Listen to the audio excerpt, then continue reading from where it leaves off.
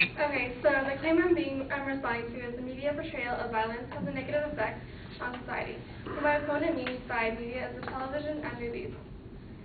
My opponent's secondary claims are media violence influences children and young adults to make poor decisions. 2. Media violence not only promotes societal violence but fear as well. 3. Media violence increases aggression.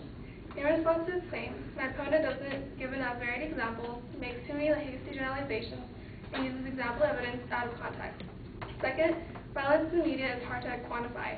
Third, understanding where aggressive behavior comes from is difficult to examine since there are many other factors that cause violence in society.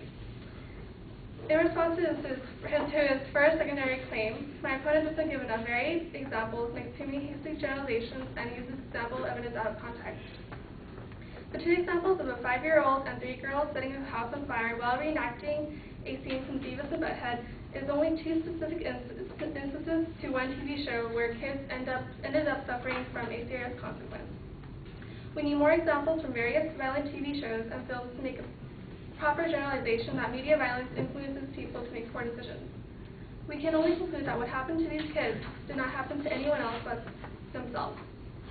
When my opponent talks about the slapping craze, which was started after seeing a genie slap someone on both sides of the head, he rewards the sense that the number of people who imitated the violent behavior is out of context. From the SafeFreeMagazine.org, the sentence reads, after watching a genie slap someone on both sides of the head, 2 children in England copied the stunt and suffered perforated eardrums. My opponent replaces 2 children in England to children all over England.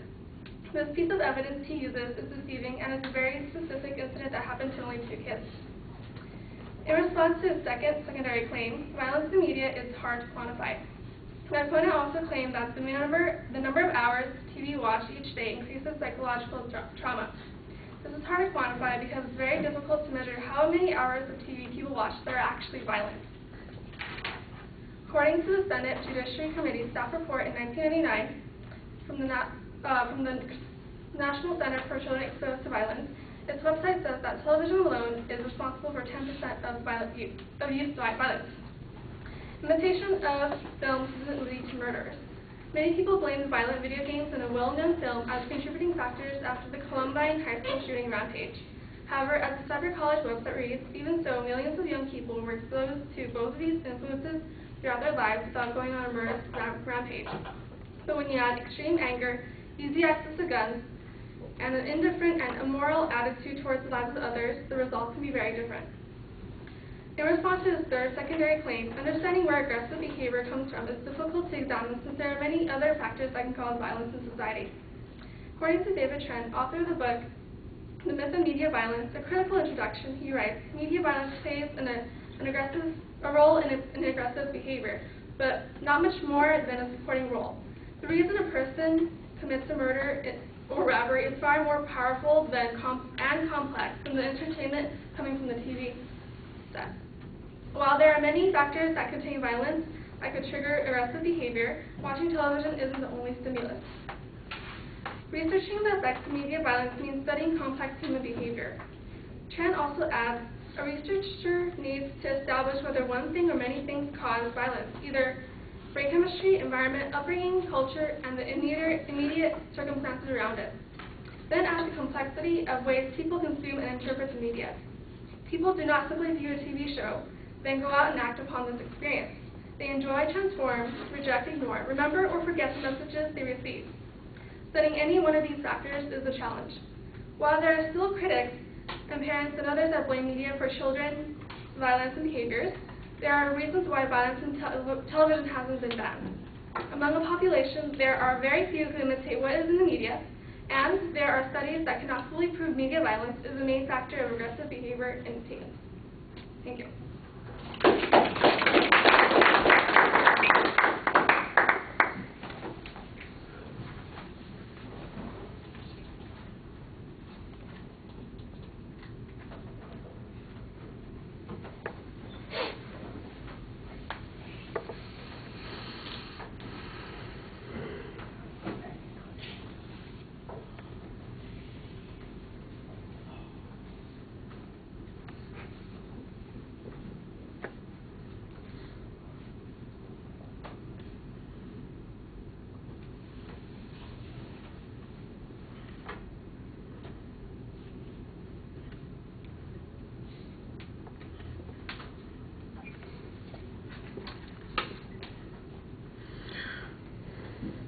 All right, I think you're trying to overdo the preview at the beginning, because that whole first section really, you give the same argument twice. Once you're setting it up as a preview, and once when you get to the argument, you're basically repeating that point. So I think that you need to cut down a little bit. I think you're over-organizing there. I think the criticism of the evidence that the advocate used, the examples being particularly unique, I thought that was fine. Although it did sound a little bit of a critique rather than a refutation.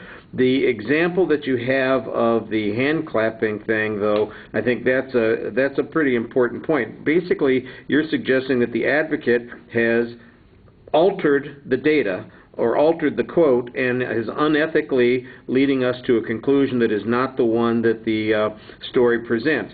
So what we need to have is we need to have the contrasting stories. You need to have the exact quote and the citation, and then you need to tell us how the advocate presented it. This is a pretty serious point that you're making here. You're saying somebody, the advocate in particular, or maybe somebody that the advocate is citing, has distorted the information, and that's the kind of charge that is going to be that often takes priority over everything else that's being discussed. So whether or not somebody is fabricating or altering the evidence in some way, you need to take that charge very seriously, and you want to make sure that your position on it is very clear. I thought the impact of violence on society in the second point is largely diminished by your suggestion that there are all these multiple causes, and you got some very general evidence on those points. And then I thought you had some, like I said, a couple of good quotes that talked about how it's difficult to reach all of these inferences and conclusions given the variety of potential sources there, and I thought that was a reasonable argument there. Your summary was pretty effective. You are rushing through the presentation, and the one argument is definitely one thing that you don't want to rush through. You want to make sure you get it clear that you are explaining why it is there's a problem with this evidence, and that this, in fact, could be a deciding point if we were making this decision. If this is in a courtroom, for instance, that would be something that would be justification for asking for a mistrial or dismissal of the charges immediately. It's like prosecutor misconduct. If the prosecutors have screwed around with the evidence, that case is not going to go forward,